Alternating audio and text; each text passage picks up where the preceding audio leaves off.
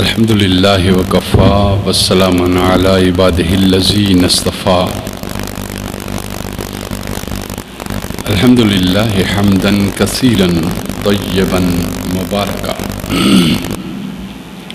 والصلاة والسلام علی من لا نبی بعدہ اما بعد قال اللہ تعالی فی الکلام المجید والفرقان الحمید بسم اللہ الرحمن الرحیم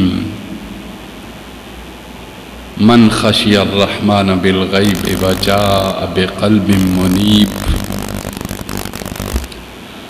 ادخلوها بسلام ذالک یوم الخلود لهم ما یشاؤون فیہا ولدینا مزید صدق اللہ مولانا العظیم وصدق رسولہ النبی الکریم ان اللہ وملائکتہ یصلون علی النبی یا ایہا الذین آمنوا صلوا علیہ وسلموا تسلیما اللہم صلی علی سیدنا ومولانا محمد وعلی آلہ وصحبہ وبارک وسلم اللہم صلی وسلم وبارک علی ذات المحمدیت والآل عدد خلقک یا اللہ یا رحمان یا رحیم یا حی یا قیوم برحمتک نستغیث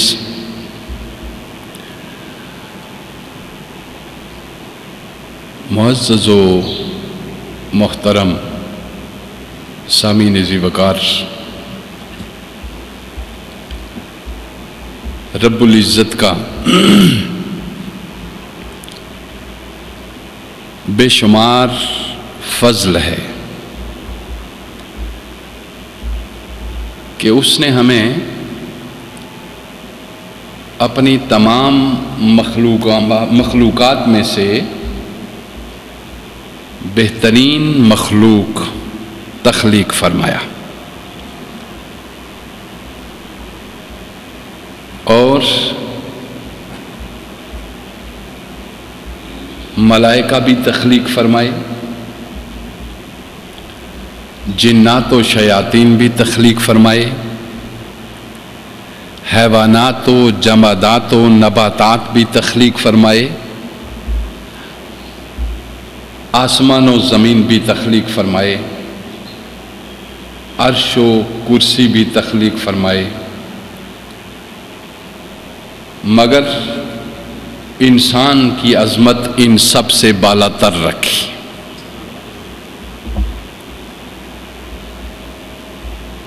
قرآن حکیم فرقان حمید انسان کو بالا تر انسان بنانے کے لیے اور پستی سے بلندی کی طرف لے جانے کے لیے، چونکہ انسان بذات خود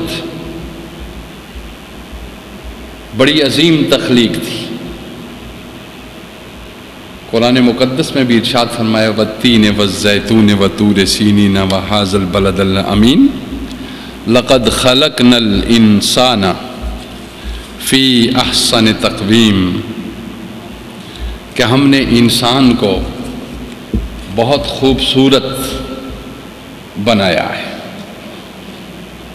احسن تقویم بنایا پروردگار عالم نے، اور پھر اس کائنات میں آ کر انسان کچھ چیزوں سے مانوس ہو گیا، جو چیزیں انسان کو اس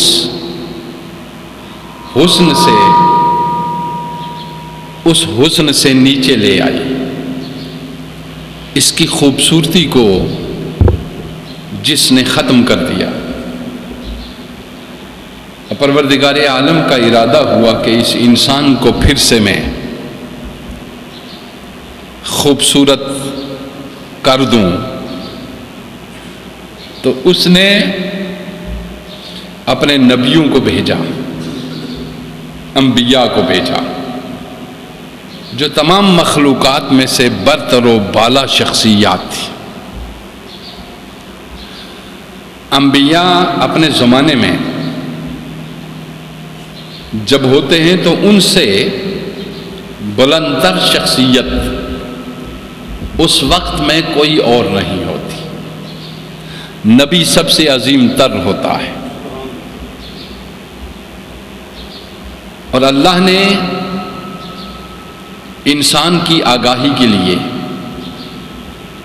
انبیاء کو بھیجا، اور انبیاء دو قسم کی تعلیمات لے کر آئے۔ ایک تعلیمات وہ جس سے انسان کی خوبصورتی ختم نہ ہو، اور دوسری تعلیم وہ جس سے اس کی خوبصورتی میں اضافہ ہو، جن سے اس کی خوبصورتی ختم نہ ہو، اس کا نام نواہی رکھا، یعنی منہیات، روک دیا گیا جن چیزوں سے۔ اللہ نے جن چیزوں سے انسان کو روکا ہے وہ اس کی خوبصورتی کو ختم نہیں ہونے دیتی، اور اللہ نے جس چیز کا اس انسان کو حکم دیا ہے وہ ان کی خوبصورتی میں اضافہ کرتی ہے۔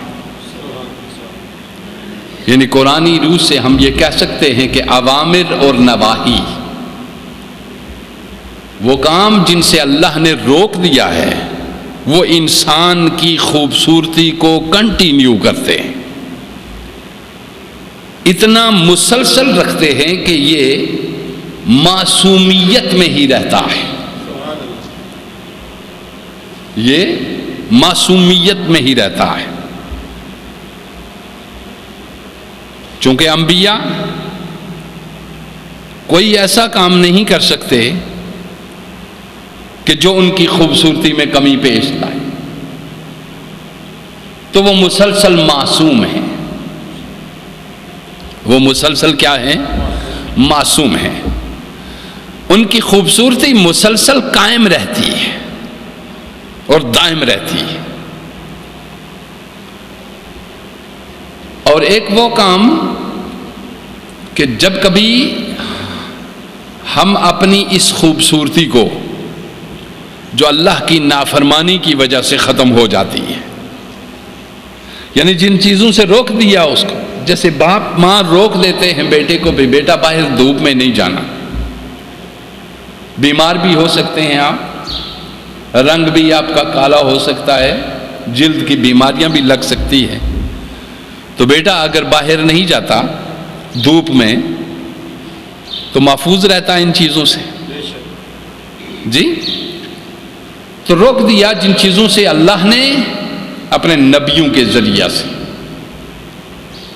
بعض مخلوقات کو براہ راست بھی روک دیتا ہے، انسانوں میں سے بعض کو براہ راست بھی روک دیتا ہے، مگر وہ یہ کہہ نہیں سکتے پھر کہ مجھے اللہ نے روکا ہے، چونکہ کہنے کے لیے نبی کی زبان چاہیے، کہنے کے لیے نبی کی زبان چاہیے ہوتی ہے، اور کسی کو کہا وہ خود کرے اور سمجھے، مگر وہ جو کہا ہے اس کو پیش کرے سنت اور قرآن پہ، اگر قرآن اور سنت اس کی تائید کرتے ہیں تو خود اس پہ عمل کرے، مگر کہہ نہیں سکتا وہ کہ میرے رب نے مجھے آج یہ حکم دیا اور میرے رب نے آج یہ کہا ہے، وہ تجھ سے ہی کہا ہے، مگر نبیوں سے جو کہتا ہے وہ سب کے لیے کہتا ہے، نبیوں کو جو دیتا ہے وہ سب کے لیے دیتا ہے، اور نبیوں کو جو خیرات دیتا ہے وہ بانٹنے کے لیے دیتا ہے، آپ سمجھ؟ تو وہ جو آپ کو دیتا ہے آپ اس کو مکشوفات کہہ سکتے ہیں، اور وہ جو نبیوں کو دیتا ہے اس کو وحی الہی کہتے ہیں۔ کشف کی حیثیت وحی کے مقابلے میں کچھ بھی نہیں ہوتی، اور کشف سے کوئی استدلال نہیں کر سکتے آپ، مگر وحی الہی اللہ کا جو بتایا ہوا ہے، جو پیغمبروں کی زبان سے آیا علیہ السلام، وہ قطعی، حتمی اور یقینی ہوتا ہے۔ آپ کا اپنا کوئی خواب ہے یا کوئی کشف ہے، وہ قطعی، حتمی اور یقینی نہیں ہوتا، اس لیے آپ دوسرے پہ وہ مسلط نہیں کر سکتے۔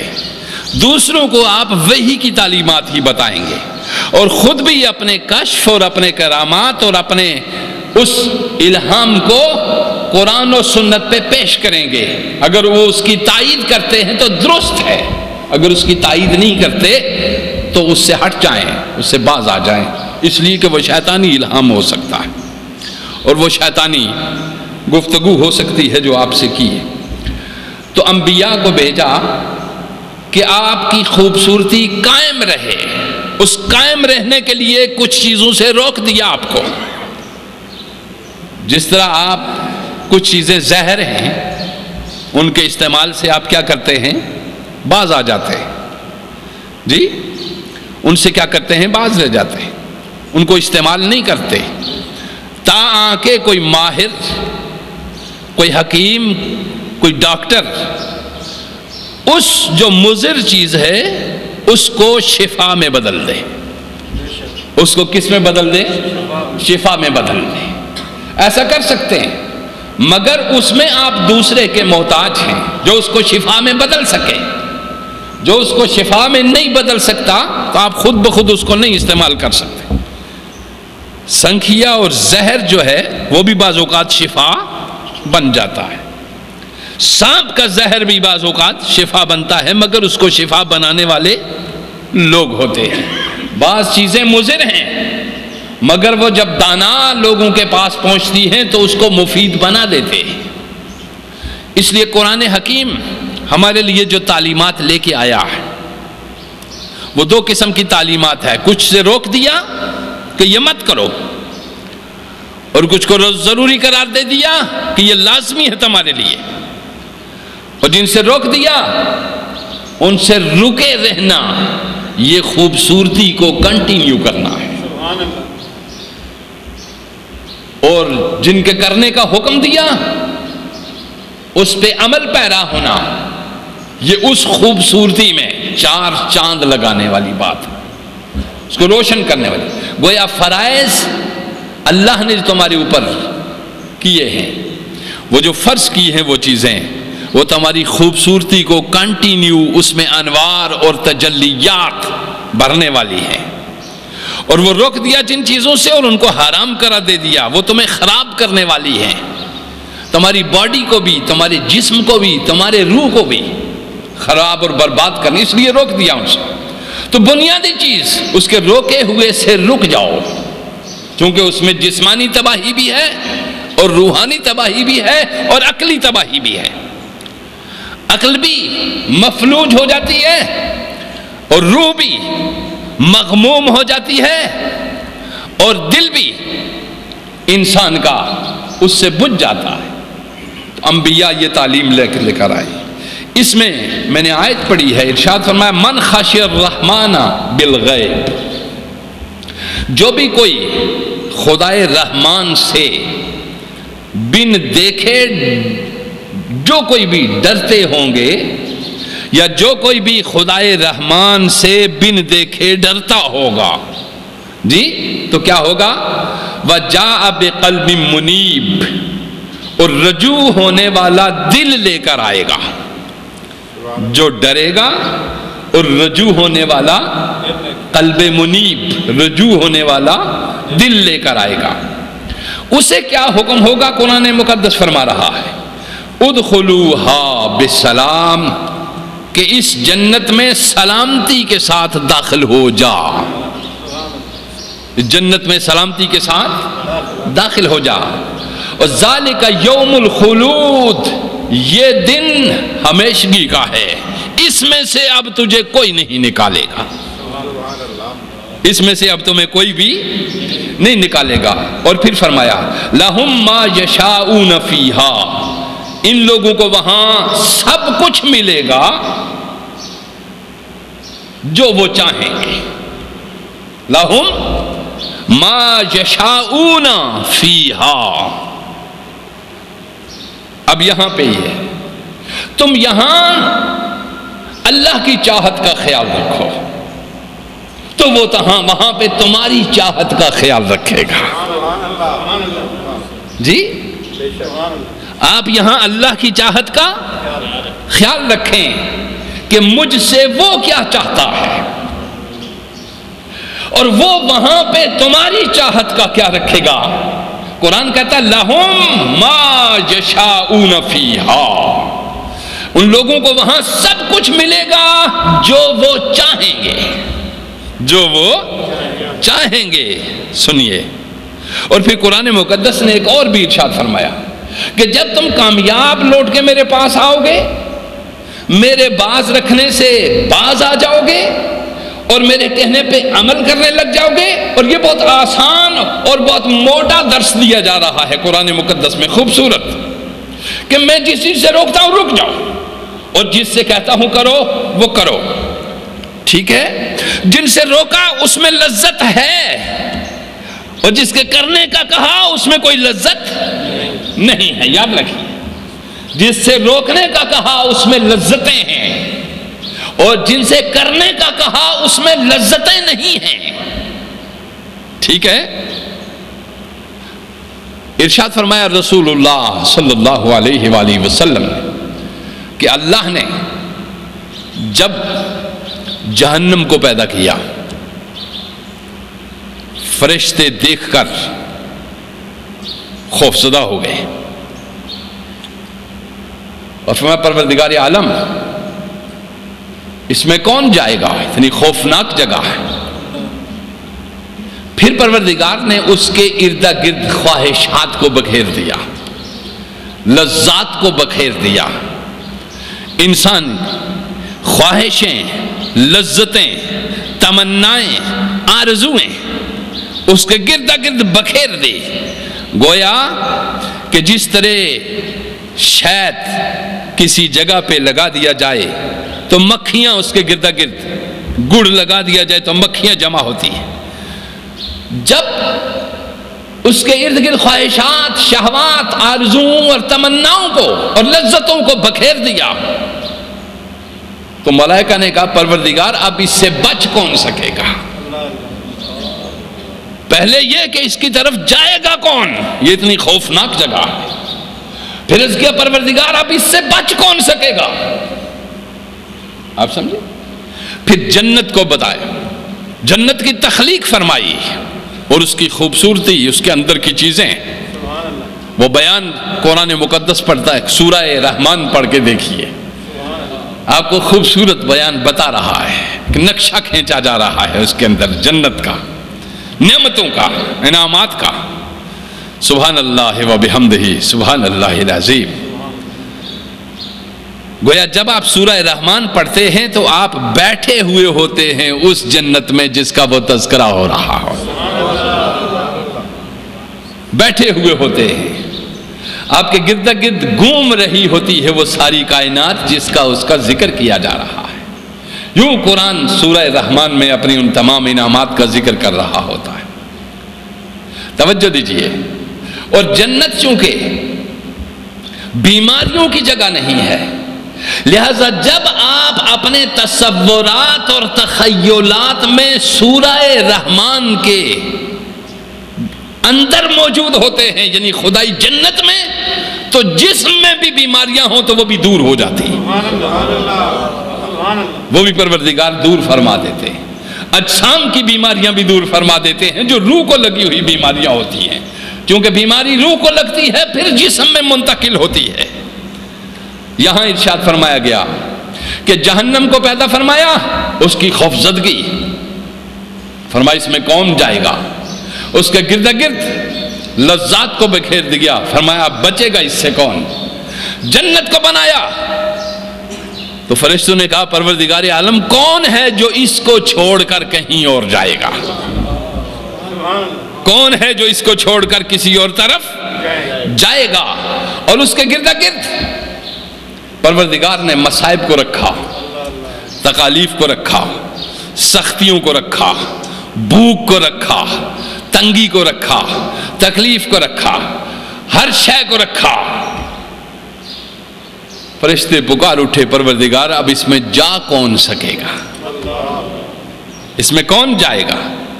فرمایا میں اس سے بچنے کا نسخہ بھی دوں گا، اس میں آنے کا نسخہ بھی دوں گا۔ جس چیز سے میں روکوں گا، ان سے جو لوگ رک جائیں گے، وہ اس میں بلا خوف و خطر آئیں گے، اور جس چیز کے کرنے کا حکم دوں گا وہ کرنے لگ جائیں گے، جہنم ان کا بال بھی بیگا نہیں کر سکتی۔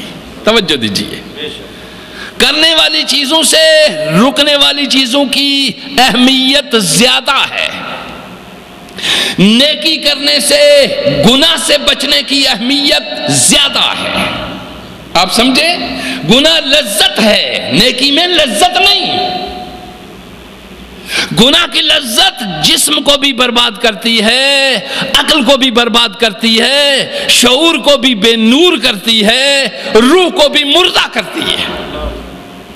آپ سمجھ گئے؟ روح کو بھی مردہ کرتی ہے، اور نیکی کے اندر لذت نہیں۔ آپ جو ہی نیکی کرنے بیٹھیں گے جوائیاں لینے لگ جائیں گے، جب ہی نیکی کی طرف راغب ہوں گے نیند آنا شروع ہو جائے گی، چونکہ اس میں ٹیسٹ کچھ نہیں ہے، اس میں لذت کچھ نہیں ہے۔ لیکن یہ ٹیسٹ اور یہ لذت ابتدا میں ہر اس انسان کو ڈرایا اور بھگایا جاتا ہے جو اس کی اہلیت نہیں رکھتا۔ رفتہ رفتہ نیکی کی راہیں انسان کے اوپر کشادہ ہونے لگتی ہے۔ رفتہ رفتہ قلبی حجابات اٹھتے رہتے ہیں۔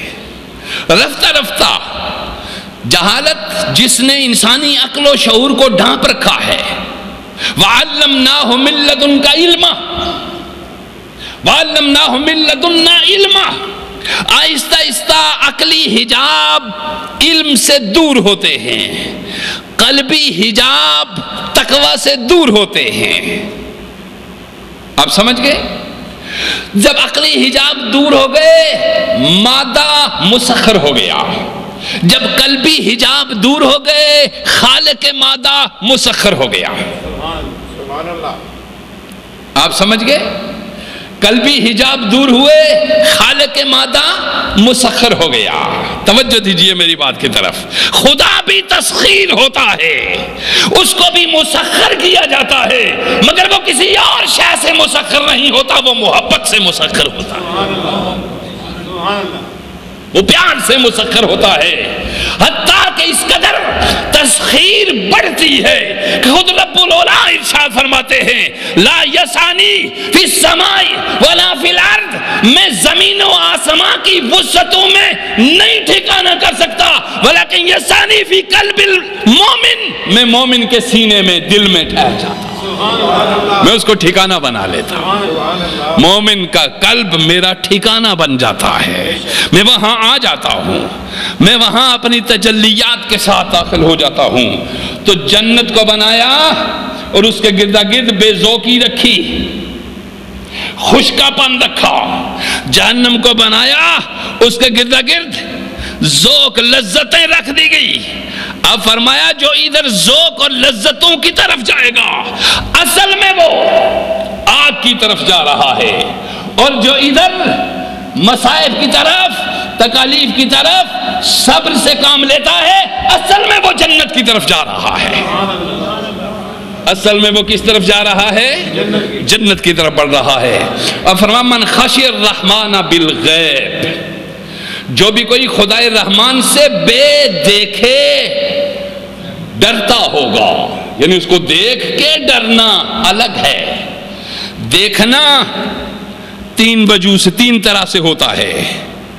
ایک علمی آنکھ سے دیکھنا جس کو عقلی آنکھ سے دیکھنا، جس کو استدلال کی دنیا سے دیکھا جاتا ہے، ایک قلبی آنکھ سے دیکھنا، قلبی آنکھ سے دیکھنا، قلبی آنکھ سے دیکھنا، عقلی آنکھ سے دیکھنا اور وجدانی آنکھ سے دیکھنا۔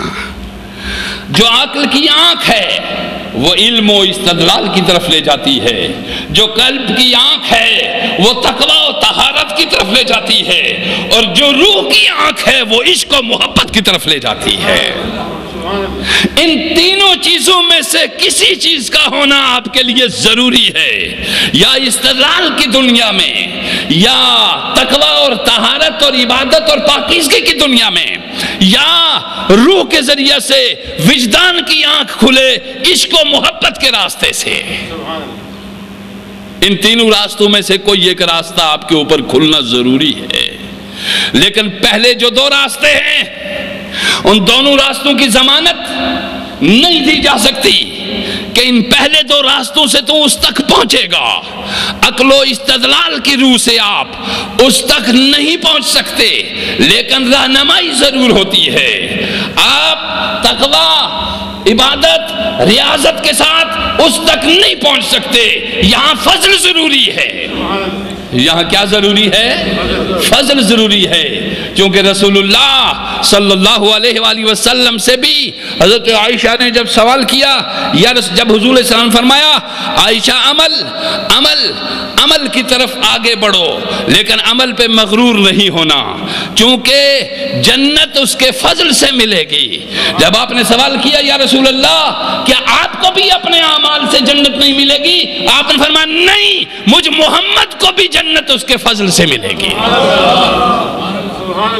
لوگوں توجہ دیجئے، توجہ فرمائیے، یہ مت سمجھیے کہ قلب اور دل جس کو ہم کہتے ہیں وہ تقوی، عبادت، تسبیحات اور نوافل کی طرف راغب ہو گیا،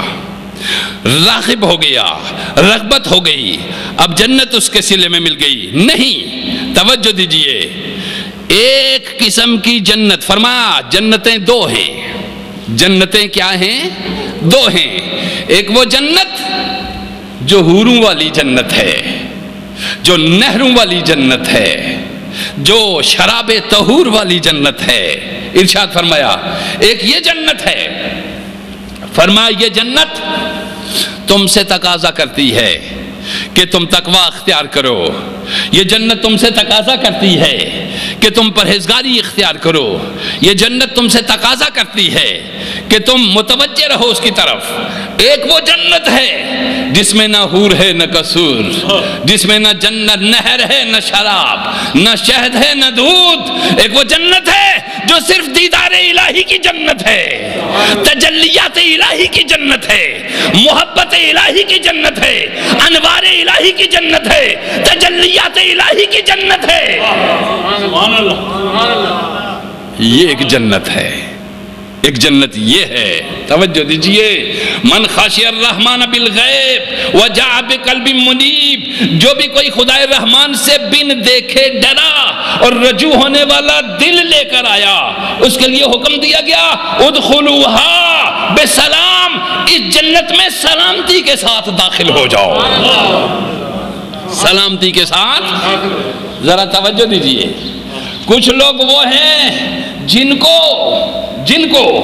جنت کی بشارت دی جا رہی ہے، کچھ لوگ وہ ہیں جن کو جنت میں بلایا جا رہا ہے، توجہ دیجئے، کچھ لوگ وہ ہیں جن کو جنت کی بشارت دی جاتی ہے، کچھ لوگ وہ ہیں جن کو جنت میں بلایا جا رہا ہے، اعزاز کے ساتھ، اکرام کے ساتھ، پیار کے ساتھ، مگر پروردگار سے شکوہ کرتے ہیں مولا اس کے لیے تو ہم نے جنت میں اعمال نہیں کیے تھے، اس کے لیے تو ہم نے عمل نہیں کیے تھے۔ پروردگار فرمایا پھر کس کے لیے؟ فرمایا پروردگار وہ حقیقت جو دنیا میں بھی ہم سے مخفی رہی ہے، وہ حقیقت تیرا دیدار ہے۔ پروردگار عالم اس کی طرف رجوع ہو کچھ وہ ہیں جن کو بشارت دی جائے گی، کچھ کو بلایا جائے گا اور انہیں سلام سلام کہا جائے گا، اور کچھ وہ ہیں جن کو بلایا جائے گا مگر ان کے چہرے پہ کوئی خوشی نہیں آئے گی۔ بولا جائے گا کیوں؟ جنت سے بھی آ کر خوش کیوں نہیں ہو؟ کہا پروردگار اس کے لیے نہیں آئے، تیرے لیے آئے تھے، تیرے لیے آئے تھے، تیرے لیے آئے تھے۔ اللہ غنی۔ سنو لوگو، کیا خوبصورت بات ہے، ادخلوها بسلام ذالک یوم الخلود، اور یہ داخل ہو جاؤ سلامتی کے ساتھ، اس میں تم ہمیشہ رہو گے۔ لہم ما یشاؤون فیہا، ان لوگوں کو وہاں سب کچھ ملے گا جو وہ چاہیں گے، قرآن بیان کر رہا ہے۔ اور پھر آگے وہ جو اس کے لیے گئے تھے ان کے لیے فرما ولدینا مزید، اور ہمارے پاس تمہارے لیے اور بھی کچھ ہے، تمہارے لیے میرے پاس اور بھی۔ پروردگار وہ کیا ہے؟ یہ تو مل گئی ساری چیزیں، وہ جو اور ہے وہ کیا ہے؟ وَلَدَيْنَا مَزِيد، اور ہمارے پاس اور بھی اس سے زائد بھی کچھ ہے۔ فرمان اس سے زائد وہ ہے جو تم دنیا میں طلب کرتے رہے ہو مجھ سے، اور وہ میرا دیدار ہے، اور وہ میرا دیدار ہے۔ تو سنو، قرآن مجید نے یہ فرما دیا۔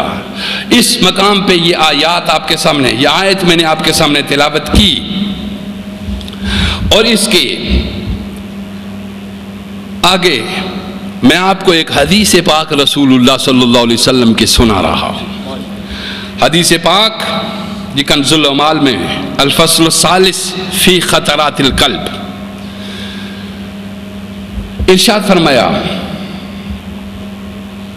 نبی پاک صلی اللہ علیہ وسلم نے ارشاد فرمایا، اِنَّا لِلَّهِ تَعَالَى آنِيَةً مِّنْ أَهْلِ الْأَرْضِ وَآنِيَةُ رَبِّكُمْ قُلُوبُ عِبَادِ الصَّالِحِينَ أَحَبُّهَا إِلَيْهِ أَلْيَنُهَا وَأَرُقُّهَا۔ ارشاد فرمایا رسول اللہ صلی اللہ علیہ وسلم نے کہ زمین پر بسنے والے بعض ایسے ہیں، زمین پر بسنے والے بعض ایسے ہیں جو اللہ کے برتن ہیں، جو اللہ کے کیا ہیں؟ برتن ہیں، اللہ کے ظروف ہیں۔ کیا عجب، پروردگار تیرے برتن ہیں، کچھ ظاہر ہے ان میں رکھتا ہوگا، یہ برتن خالی تو نہیں پڑے ہوں گے، برتن استعمال کے ہوتے ہیں۔ پروردگار عالم جو تو کہہ رہا ہے، تیرے حبیب کہہ رہے ہیں، زمین پہ بسنے والے بعض ایسے ہیں جو میرے برتن ہیں۔ عجب ہے۔ فرما وَآنِيَةُ رَبِّكُمْ قُلُوبُ عِبَادِ الصَّالِحِينَ، او فرما ایسے ہیں جو اللہ کے برتن ہیں، اور تمہارے رب کے ظروف ان کے نیک بندوں کے قلوب ہیں۔ اللہ کے برتن صالح بندوں کے کیا ہیں؟ دل ہیں۔ اللہ غنی، صالح بندوں کے دل اللہ کے کیا ہیں؟ برتن ہیں۔ اب ارشاد فرمایا وہ جو میرے برتن ہیں نا، وہ جو میرے برتن ہیں نا، احبھا الیہ، ان میں سے سب سے پیارا برتن میرا، وہ برتن جو سب سے پیارا ہے، وہ برتن جس کو میں نگاہ میں رکھتا ہوں، وہ برتن جس کی طرف میں متوجہ رہتا ہوں، وہ برتن جس کی طرف سے توجہ ہٹاتا نہیں۔ فرما وہ ہے وَأَحَبُّهَا إِلَيْهِ أَلْيَنُهَا وَأَرُقُّهَا، فرمایا اس میں سے میرا سب سے پیارا برتن وہ بندہ ہے جس کا دل اللہ کی مخلوق کے لیے زیادہ نرم اور زیادہ ملائم ہے۔ اب توجہ دیجئے، غور کیجئے اس بات پہ کہ میرا سب سے پیارا برتن وہ دل ہے جو میری مخلوق کے لیے سب سے زیادہ نرم، علین، اور سب سے زیادہ ملائم ہے۔ اندازہ لگائیے اس دل کی کیا قدر و قیمت ہے۔ اللہ یہ نہیں کہتا کہ سب سے زیادہ میرا پیارا برتن وہ ہے جو میری تسبیح پڑھ رہا ہے، سب سے زیادہ میرا پیارا برتن وہ ہے جو رات بھر سجدے میں ہے، سب سے زیادہ پیارا برتن میرا وہ ہے جو دن بھر روزے سے ہے، سب سے پیارا برتن میرا وہ دل ہے جو پورا دن فکر و ذکر میں مصروف رہتا ہے۔ پروردگار نے فرمایا، اس کے رسول نے فرمایا، نہ اللہ کا کلام باطل ہو سکتا ہے، نہ رسول کی بات نہ حق ہو سکتی ہے۔ کیا آپ سمجھ گئے؟ اور اس کی کوئی فضیلت کے لیے بھی نہیں ہے، یہ حقائق ہیں جو پروردگار کے نبی بیان فرماتے ہیں۔ لا تبدیل لکلمات اللہ، اللہ جو کہتا ہے وہ تبدیل نہیں ہو سکتا، اور اس کا جو رسول کہتا ہے وہ بھی تبدیل نہیں ہو سکتا، چونکہ فاوحا الی عبدہ ما اوحا، اس کے رسول کا کہا بھی اللہ کا کہا ہوتا ہے۔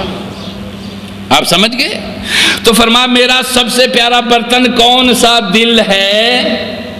وہ دل، فرمایا الینہا و ارکہا، جس دل میں اللہ کی مخلوق کے لیے زیادہ نرمی، اور جس دل میں اللہ کی مخلوق کے لیے زیادہ مہربانی اور زیادہ ملائم ہے، وہ دل میرا ٹھکانہ ہے، اور وہ دل میرا برتن ہے۔ اس حدیث کو آپ نے سنا، اب سنیے، مجموع الزوائد کتاب الایمان باب فی قلب المومن، یہ حدیث دوسری آپ کے سامنے سرتا ہوں۔ اللہ غنی، فرما قلب اجرد فیہ مثل السراج، قلب اجرد فیہ مثل السراج یظہر، فیہ مثل السراج یظہر، فرمایا ایسا دل صاف و شفاف ہوتا ہے۔ فَأَمَّا الْقَلْبُ الْأَجْرَدُ فَقَلْبُ الْمُؤْمِنِ سِرَاجُهُ فِيهِ نُورُهُ، فرمایا ایسا دل صاف و شفاف ہوتا ہے، یہ دل دیپ کی مانند جلتا رہتا ہے، یہ دل دیوے کی مانند جلتا رہتا ہے۔ فرمایا بس صاف اور خالص دل مومن کا دل ہے، فرمایا اس کا قلب اس کے نور سے دہکتا رہتا ہے۔ توجہ دیجئے، یہ رسول اللہ صلی اللہ علیہ وسلم کی جو احادیث جو آپ کے سامنے رکھی ہیں، دل ایک آئینے کی طرح ہے۔ ارشاد فرمایا دل ایک آئینے کی طرح ہے، جسے خواہشات اور گناہوں کی دبیز تہیں اندھا کر دیتی ہے یہ آئینہ، اس میں عکس سارے کا سارا نظر آتا ہے۔ اگر اس آئینے کو صاف کر دو، اگر اس آئینے کو صاف کر دو تو اس آئینے میں آگے کی چیزیں بھی ساری نظر آتی ہیں، پیچھے کی چیزیں بھی ساری نظر آتی ہیں، دائیں کی ساری نظر آتی ہیں، بائیں کی بھی ساری نظر آتی ہیں، اوپر کی چیزیں بھی ساری نظر آتی ہیں، نیچے کی بھی شش جہات کی چیزیں نمایاں نظر آنے لگتی ہیں۔ اس آئینے میں جب یہ آئینہ مصطفیٰ کے آئینہ شریعت کے تابع اور سامنے آ جائے، توجہ دیجئے میرے، شریعت محمدی کے تابع اور سامنے آ جائے، اس سے کوئی چیز مخفی نہیں رہ جاتی، واللہ اس سے کوئی چیز مخفی نہیں رہ جاتی، واللہ اس سے کوئی چیز نہیں رہتی۔ اس لیے میرے رسول نے فرمایا کہ رکوع صحیح کیا کرو، سجدہ صحیح کیا کرو، میں ایسا امام ہوں جو سامنے بھی ویسے ہی دیکھتا ہوں، ویسا ہی پیچھے بھی دیکھتا ہوں، ویسا ہی تمہارے دلوں کے اندر بھی دیکھتا ہوں۔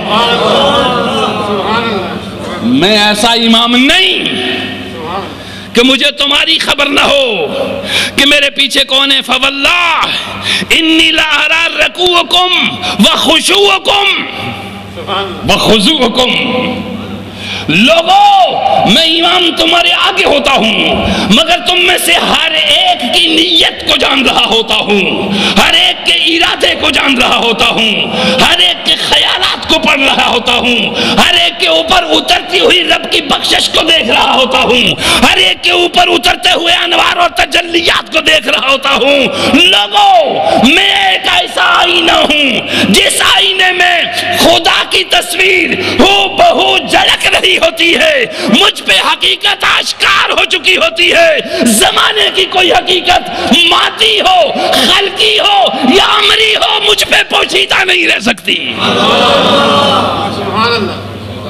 رسول کا آئینہ، رسول آئینہ حق نما ہے۔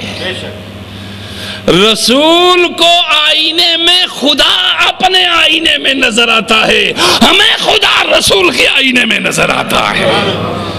توجہ دیجئے یارو، غور کرو۔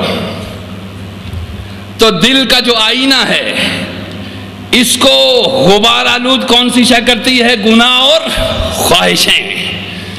فرما اگر انسان دائمی طور پر اپنا دل اللہ کی طرف پھیر دے،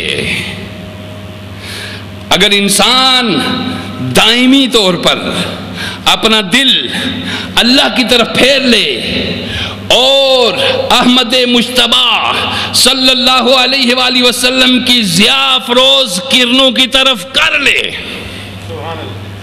اللہ غنی، تو پھر رب ذوالجلال بھی اس کے دل میں ایسی روحانی قوت بھر دیتا ہے کہ جس کے بل بوتے پر یہ خاک کا پتلا وہ کچھ کر دکھاتا ہے جسے دیکھ کر فرشتے بھی دنگ رہ جاتے ہیں۔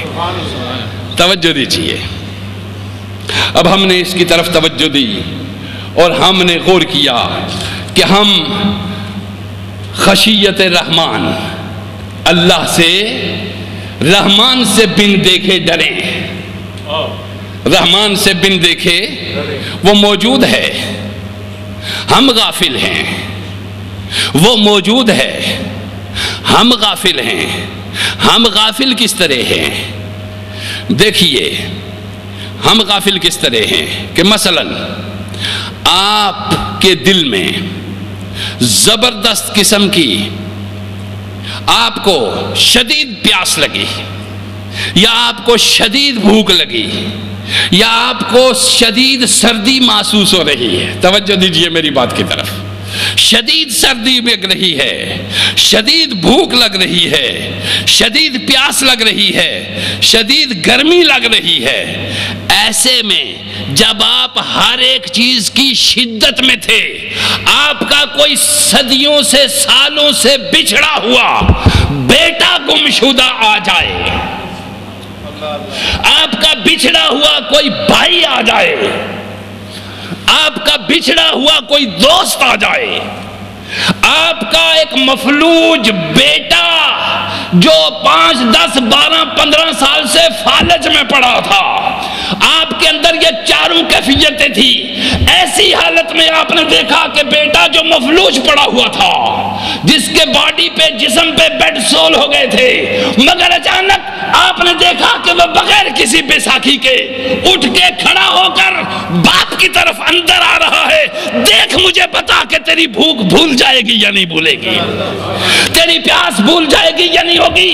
بعض اوقات ایسی کیفیت عالم نزع میں گئے ہوئے بندوں کو لوٹا کے واپس لے آتی رہی ہے۔ آپ سمجھتے کہ نہیں سمجھے میری بات کو؟ شدید غم بھی انسان کی کیفیت کو بدل دیتا ہے، اور شدید مسرت بھی انسان کی کیفیت کو بدل دیتی ہے۔ شدید غم ہمیں کس چیز کا ہونا چاہیے؟ اللہ کی ناراضگی کا۔ شدید مسرت ہمیں کس چیز پہ ہونی چاہیے؟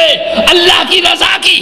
توجہ دیجئے، جب تم میں سے کوئی ایسا کامل الیقین بندہ جس پہ تمہارا اعتقاد کامل ہے، جس پہ تمہارا یقین کامل ہے، اور جس کو تم 1000% سچا جانتے ہو، جب اس کے اوپر کوئی جھوٹ کا گمان بھی نہیں کیا جا سکتا، جب ایسا کوئی بندہ آپ کو آ کے کہتا ہے کہ آج رات میرے رب نے مجھے کہا ہے کہ فلاں میرے بندے سے جا کر کہہ دو کہ میں نے اسے بخش دیا،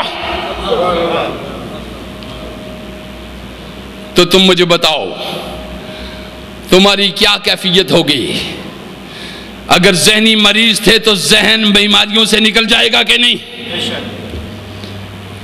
تمہارے اوپر مقدمہ تھا، عدالت پہ پیشی در پیشی، جیل کے اندر اچانک پروانہ رہائی مل جاتا ہے، جب توقع ہی آپ کو نہیں تھی تو آپ کی جسمانی صحت کا عالم کیا ہوگا؟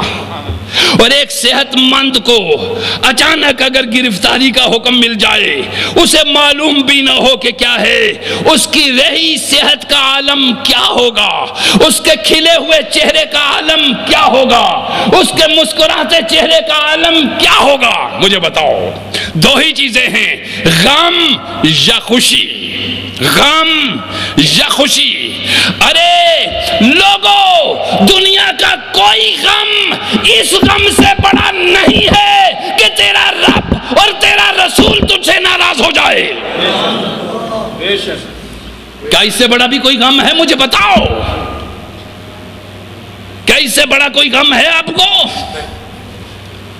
جب آپ کو معلوم بھی ہو کہ کچھ کام ایسے ہیں جن کے کرنے سے رب ناراض ہوتا ہے، اور تمہیں معلوم بھی ہے کہ ان کے کرنے سے رسول ناراض ہوتے ہیں، تمہیں معلوم بھی ہے کہ ان کے کرنے سے اللہ اور اس کا رسول چھوڑ دیتے ہیں، کوئی بڑا غم اس سے ہے؟ ماں مر جائے وہ بڑا غم نہیں، بیٹا مر جائے وہ بڑا غم نہیں، باپ چلا جائے وہ بڑا غم نہیں، مال لٹ جائے وہ بڑا غم نہیں، وہ بھی وہ غم ہے، مگر اس غم سے بڑا غم، یہ غم تجھے تب بڑے لگیں گے جب تجھے اس کا غم نہ ہو،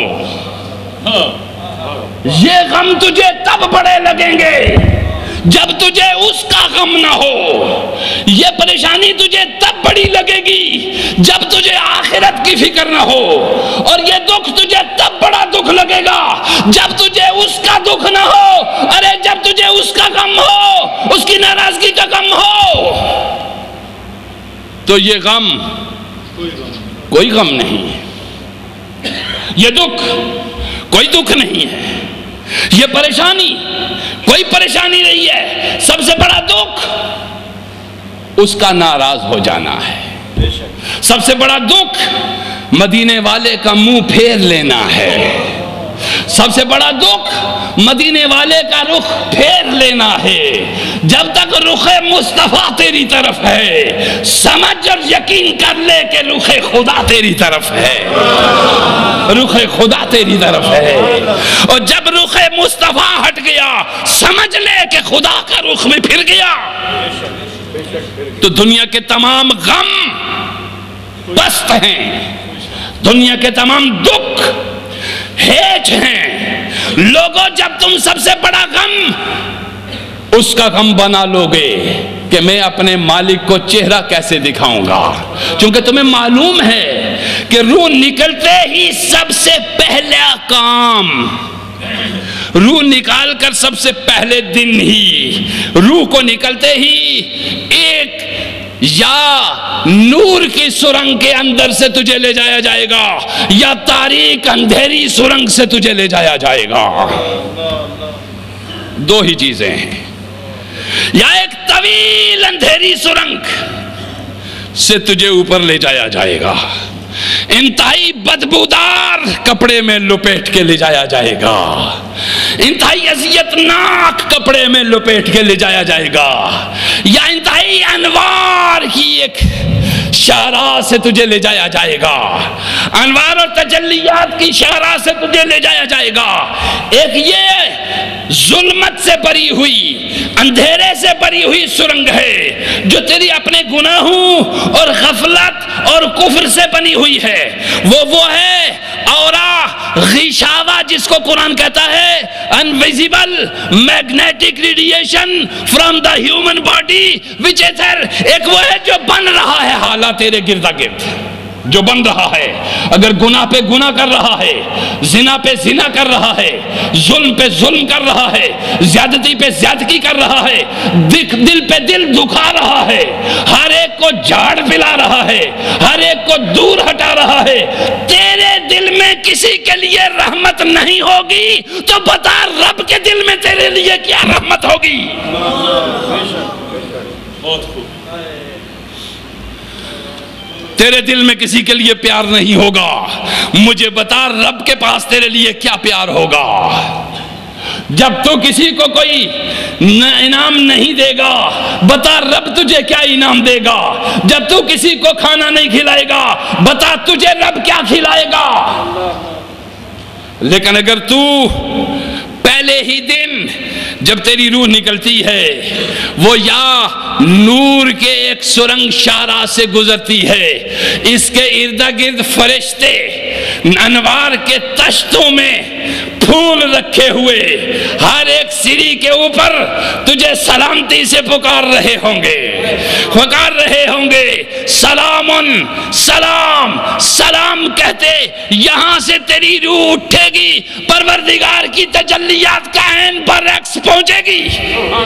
پروردگار بہت خوبصورت کلام کرے گا تجھ سے، بہت خوبصورت دوا دے گا تجھ کو، بہت خوبصورت بشارت دے گا تجھ کو، اور حکم دیا جائے گا فرشتوں اسی شان سے اس کو لے جاؤ، اور اسی شان سے لے جا کر اس کو اس کی وہ قبر جس میں اس کو رکھا جائے گا اس کو طاقت دینی گا، شرکن گربن وسیع کر دو، ایک سنہری تخت پہ اس کو بٹھا دو، اور تم چوکیدار بن کے اس کی قبر کے سرہانے کھڑے ہو جاؤ۔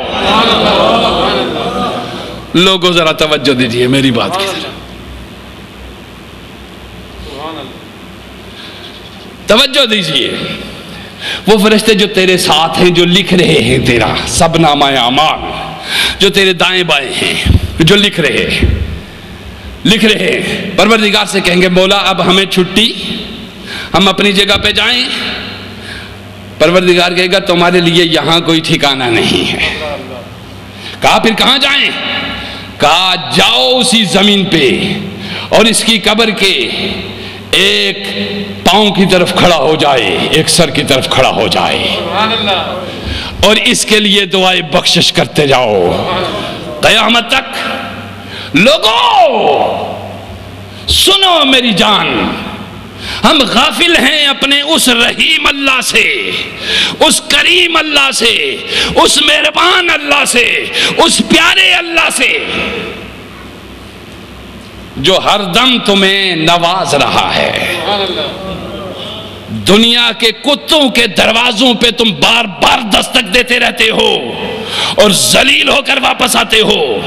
دنیا کے چند ٹکے کے دولت مندوں کے دروازوں پہ تم دستک دیتے رہتے ہو اور بار بار ذلیل ہو کر واپس آتے ہو۔ جس طرح ہاتھ اور پاؤں سکیڑ کر اور سانس کو روک کر تو کسی حکمران کے دروازے پہ بیٹھ جاتا ہے جا کر، یا کسی دولت مند کے دروازے پہ جا کر بیٹھ جاتا ہے، ادب کا مجسمہ، محبت کا مرقع، سانس کو آہستہ، اس طرح کچھ سیکنڈ کے لیے وہاں تو نے گھنٹے لگائے ہیں، یہاں کچھ سیکنڈ کے لیے بیٹھ، دیکھ کہ میرا پروردگار تجھے کیا کچھ دیتا ہے۔ تو اس طرح نہیں بیٹھتا، بخدا تو اس طرح نہیں بیٹھتا جس طرح بیٹھنے کا حق ہے۔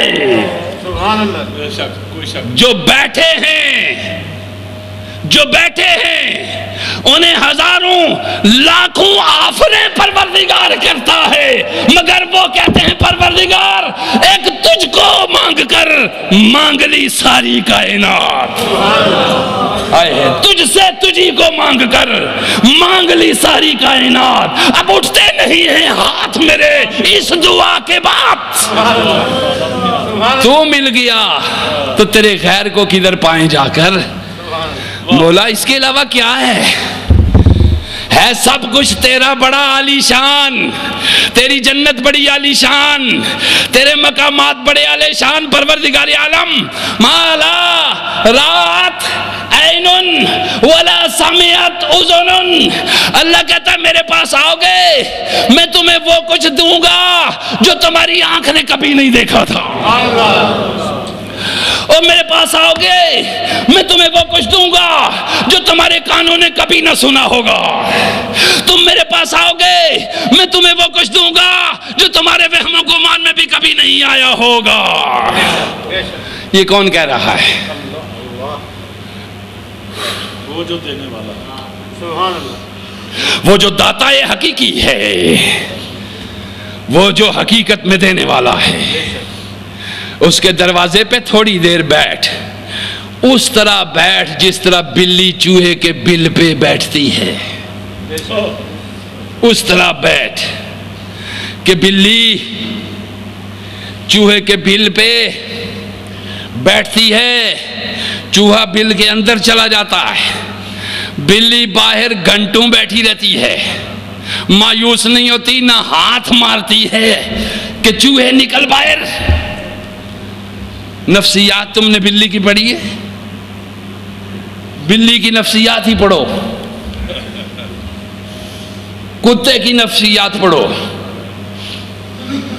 کسائی کے پاس بیٹھ جاتا ہے چھچڑے کے لیے، نہیں ہٹتا، وہ مارتا ہے، بھاگ جاتا ہے چڑوں چڑاں کر کے، پھر واپس آ جاتا ہے۔ بلی کو ہٹاتا ہے، بھاگ جاتی ہے، پھر واپس آ جاتی ہے۔ او خدا کے بندو، او اللہ کی مخلوق، او نبی کی امت، او اس نبی کی امت جس جیسا نبی کوئی نہیں کائنات میں، اس رحمت للعالمین کی امت جس جیسا رحمت للعالمین کائنات میں جنا ہی نہیں۔ بے شک بے شک۔ بلی اور کتے کو دیکھا اپنے کسائی کے پاس بیٹھ گیا، بھگایا، مارا ہے بعض اوقات ڈنڈا، چیخا، پھر واپس آ گیا۔ آخر کسائی غصے میں آتا ہے، آخر کسائی غصے میں آ جاتا ہے۔ کبھی کبھی مجھے نہیں پتا پاکستانی کسائی بھی آ جاتا ہے، مولانا روم لکھتے ہیں کبھی کبھی آ جاتا ہے جی، کہتا ہے بعض اوقات وہ پھر ہڈی اور چھچڑے کی بجائے گوشت ہی اٹھا کے پھینک دے، جا لے جا۔ سچ ہے سچ ہے جی مجھے پاکستان کا تجربہ نہیں ہے، چونکہ میں نہ کسائیوں کی دکانوں پہ کثرت سے جاتا ہوں، نہ میں بازاروں میں گھومتا ہوں۔ مجھے کوئی، میں آپ کے پاس آتا ہوں پھر اپنے گھر میں بیٹھتا ہوں، میرے دو کام ہیں، تیسرا کوئی کام نہیں۔ مگر شاید کوئی پاکستانی کسائی بھی ایسا کر جاتا ہو، چونکہ یہاں غصہ زیادہ ہے، ممکن ہے کوئی کاری بھی دیتا ہو ایسا، تو پھر چھچڑے کی بجائے گوشت اٹھا کے پھینک دیتا ہے۔ وہ جو 5 10 15 بار پہلے مار کھا کے گیا ہوا کتا، کسائی آخر گوشت اٹھا کے پھینک دیتا ہے، مزے سے اٹھا کے جا کے بیٹھ کے کھاتا ہے جی۔ اور پھر بلی کیا کرتی ہے؟ چوہا گھس گیا بل میں، مولانا روم فرماتے ہیں، جا کے وہ آگے بیٹھ جاتی ہے، پنجے آگے کر کے، آنکھیں بالکل بلی کے سوراخ، چوہے کے سوراخ پہ لگا کے، نہ غصہ کرتی ہے، نہ کڑتی ہے، نہ تھکتی ہے، نہ ہلتی ہے، نہ جلتی ہے۔ اور بلی کو کس نے بتایا یہ چوہا بھی تو 2 گھنٹے سے یہاں مراقبہ کر رہی ہے جی؟ کس نے بتایا؟ بلی کو یقین ہے کہ مجھے اسی طرح شکار کرنے کا حکم دیا گیا ہے، اور تو بھی جب خدا کا شکار کرنا چاہے اس طرح بیٹھ، بلی کی طرح بیٹھ جا کے پاس۔ تو سرمایہ داروں کا شکار کرتا ہے، جاگیرداروں کا شکار کرتا ہے، دولت مندوں کا شکار کرتا ہے، اقتدار والوں کو شکار کرتا ہے، تسخیر خلائق کے چلے کاٹتا ہے، کبھی تسخیر خالق کا چلہ بھی کاٹ۔ تجھے مخلوق کے پاس نہیں جانا پڑے گا، مخلوق تیرے پاس آئے گی، مرضی ہے کسی کو بٹھا، مرضی ہے ہٹا۔ سمجھ، تو خدا کے دروازے پہ بیٹھ، تو بیٹھا ہی نہیں، تو آیا ہی نہیں کبھی سچا خدا کے دروازے پہ۔ آج میری اس گفتگو کے بعد آ کے تجربہ کر کے دیکھ، آج رات بیٹھ، بعض اوقات ایک دن بیٹھے گا، وہ تیرے اندر کی کیفیت کا ہے کہ بیج کتنے دن میں تیری زمین سے نکل آتا ہے۔ بیج موسم مطابقت رکھتا ہو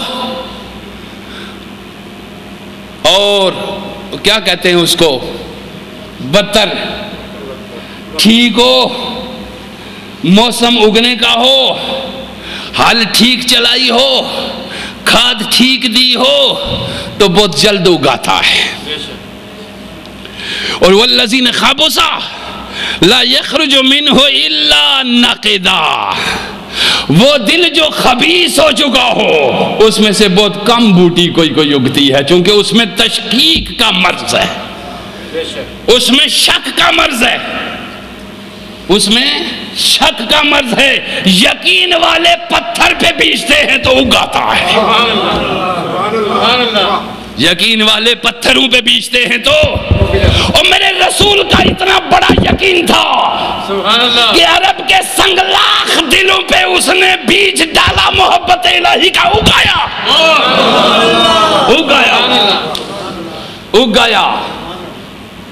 اور ادھر نوح علیہ السلام 1350 سال بیج ڈالتے رہے، نہ زمین درست تھی، نہ موسم ہموار تھا، مطابقت رکھتا تھا۔ 1350 اور 950 سال بعد بھی 40 ہی لوگوں کے اندر بوٹی اگی۔ سمجھ گئے ہو لوگوں؟ بلی شکار کر لیتی ہے، ہاتھ نہیں مارتی، پنجے نہیں مارتی، ورنہ تھوڑی دیر بعد پتھر اڑتی، اپنے ناخن بھی توڑ لیتی۔ چوہے نے تو کہاں باہر نکلنا تھا، بالکل پرفیکٹ اپنی نگاہیں جما کے بیٹھ جاتی ہے۔ چوہا اس کے خوف سے اس کی طرف دیکھتا ہے، اور وہ بھوک اور رزق کے پیار میں اس کی طرف دیکھتی ہے، یہ نکل آئے۔ تھوڑی دیر گزرتی ہے، چوہے کو وہ نہ نکالتی ہے نہ کھینچتی ہے، چوہا خود بخود نکل کے باہر آ جاتا ہے۔ کیا ایسا ہی ہے کہ نہیں؟ اور خدا کی مخلوق، جانوروں سے سبق سیکھو، جانوروں سے سبق سیکھو، حیوانات سے سبق سیکھو۔ تم خواہ مخواہ کے ملا بنے پھرتے ہو، خواہ مخواہ کے صوفی اور پیر بنے پھرتے ہو، خواہ مخواہ کے بزرگ اور قرآنی کیا بنے پھرتے ہو، اور حیوانوں سے سیکھو۔ مولانا روم فرماتے ہیں بارش نہیں ہو رہی تھی، کئی دن گزر گئے حضرت پیر صاحب، بارش نہیں ہو رہی تھی، لوگوں نے بہت زور لگایا، دعائیں کرتے رہے بڑے بڑے لوگ۔ ایک دن دیکھا کہ ایک کتا بیٹھا ہوا زمین پہ، کمر نیچے کیے ہوئے، پنجے اوپر کیے ہوئے، اپنی زبان حال سے کہہ رہا ہے اور کتنا پیاسا رکھے گا، اور کتنا تڑپائے گا۔ اللہ نے کہا اگر مجھے ان حیوانوں کی نہ ہوتی تو انسانوں میں تمہیں وہ تپاتا کہ تمہیں یاد آ جاتا، جب تمہیں عقل بھی دی ہوئی ہے تم پھر بھی شعور نہیں رکھتے۔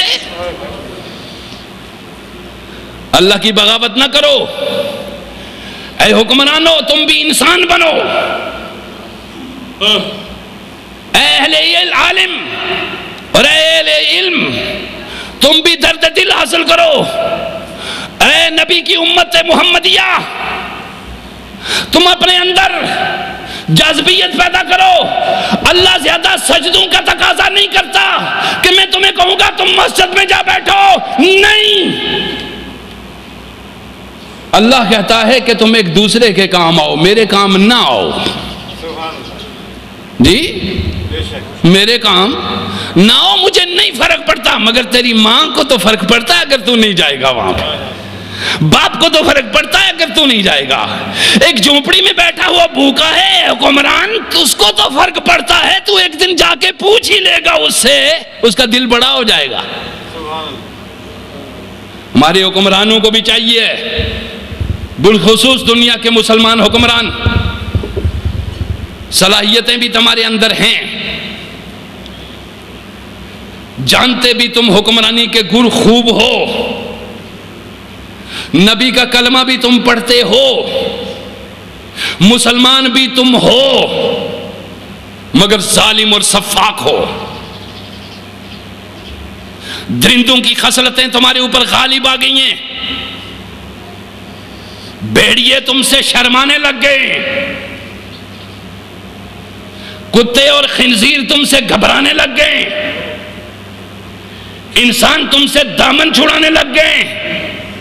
لوٹو اللہ کی طرف، لوٹو اللہ کی طرف۔ حکمران نوافل کے ساتھ نہیں لوٹتا ہوتا، وہ رحم کے ساتھ لوٹتا ہوتا ہے۔ حکمران حج اور نماز کے ساتھ نہیں لوٹتا، وہ عدل و انصاف کے ساتھ لوٹتا ہے۔ عدل و انصاف کے راستے سے اللہ کی طرف لوٹو۔ بھوک اور افلاس، غریبوں کی بھوک کا خیال رکھ کے اللہ کی طرف لوٹو۔ ملک کے اندر چیختی، چلاتی، سسکتی، تڑپتی انسانیت کی دعائیں لو۔ ان کی 1 مہینے کی دعائیں تمہارے اوپر جنت کو واجب کر دیں گی، اور ان کے 1 دن کی سسکیاں اور چیخیں تمہارے اوپر جنت کو حرام کر دیں گی۔ انسانیت کے راہوں پہ چل نکلو۔ جن راہوں پہ تم جا رہے ہو یہ خطرناک راہیں ہیں۔ اپنے آپ کو بھی اللہ کی غضب سے بچاؤ، اپنی آئندہ نسلوں کو بھی اللہ کے غضب سے بچاؤ۔ ہمیں آپ کا بھی احترام ہے، آپ کی نسلوں کا بھی احترام ہے۔ ہمارے احترام کا استحقاق پیدا کرو، ہم سے احترام وصول کرو، ہم سے محبت اور پیار وصول کرو۔ غریب اور غریب، مساکین اور یتیم لوگوں کی دعائیں لو۔ راتوں کو اگر تم عمر کی طرح اٹھ کر باہر نہیں نکل سکتے، میڈیا تمہارے پاس ہے، انسانیت کی آہیں اور چیخیں اور سسکیاں سنو، ان کی حاجتیں پوری کرو، ان کو انصاف دلاؤ، ان کو علم دو، ان کو صحت کی طرف راغب کرو اور صحت کا سامان پہیا کرو۔ اللہ میرا بھی حامی ہو اور تمہارا بھی، اللہ میرا بھی ناصر ہو اور تمہارا بھی، اور اللہ مجھے بھی بخشے، میرے ماں باپ کو اور بہن بھائیوں کو بھی بخشے، حکمرانوں تمہیں بھی بخشے، تمہاری نسلوں کو بھی، اے عوام تمہارے اور ہمارے سب کے والدین کو پروردگار جنتوں میں راحت عطا فرمائے، قبروں کے عذاب کو دور کرے، زندوں کو عمر دراز دے، جو بیمار ہیں ان کو شفائے کاملہ دے۔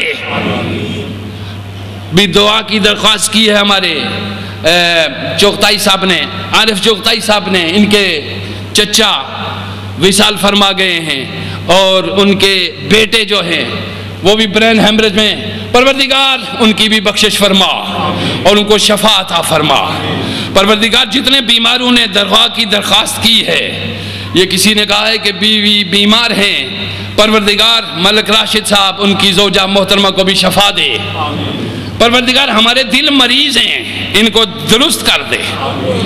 میرے پروردگار ہم گناہگار ہیں اور اپنے گناہوں کا اعتراف کرتے ہیں اور سر بازار کرتے ہیں، ہم اپنے تقوی کا ڈنڈورا نہیں پیٹتے، ہم اپنے پرہیزگاری کے چارٹ نہیں لگاتے، ہم اپنے فقر و پیری و بزرگی کا اعلان نہیں کرتے۔ پروردگار تیری مخلوق میں ہم بہت زیادہ گناہگار لوگ ہیں، ہم تجھ سے دعا کرتے ہیں، التجا کرتے ہیں، اور اس یقین کے ساتھ کہ تیرے سوا ہماری دعاؤں کو سننے والا کوئی نہیں، تیرے سوا ہماری التجاؤں کو سننے والا کوئی نہیں، تیرے سوا ہماری بیماریوں کو دور کرنے والا کوئی نہیں، تیرے سوا ہمارا حقیقی حاجت روا کوئی نہیں، تیرے سوا ہمارا حقیقی مشکل کشا کوئی نہیں۔ مولا تو ہی ہمارا سب کچھ ہے، اور ہماری ہر خواہش وہ جو تجھ سے وابستہ ہے اس کو پورا فرما دے، ہمارے بیماروں کو شفا دے، ہمارے مردوں کو بخش دے، پروردگار ہمارے بچوں کو علم دے، ہمارے بہن بھائیوں کی عمر دراز فرما، ان کے اندر کی نا اتفاقیاں کو ختم فرما۔ میرا رب مجھ سے بھی راضی ہو اور آپ سے بھی، وما علینا الا البلاغ۔ ہاں ایک اعلان سماعت فرمائیے کہ ہم نے اس مسجد میں سامنے خواتین کے لیے بھی جمعے کا اہتمام کیا ہے، اور آپ احباب اگر جمعے کو آئیں گے اور اپنی خواتین جو یہاں پہ ہیں ان کو بھی ساتھ لائیں گے تو مجھے یقین ہے انشاءاللہ العزیز وہ استفادہ کریں گی، آپ کے گھروں میں برکتیں بھی ہوں گی انشاءاللہ۔ تو خواتین کے لیے نماز جمعہ کا اہتمام باہر بہت خوبصورتی کے ساتھ کیا گیا ہے، آپ احباب اپنی بہنوں کو بھی لایا کریں تاکہ ان کو بھی اللہ ہدایت اور اللہ پاک ان کو محبت اور عمل کی توفیق دے۔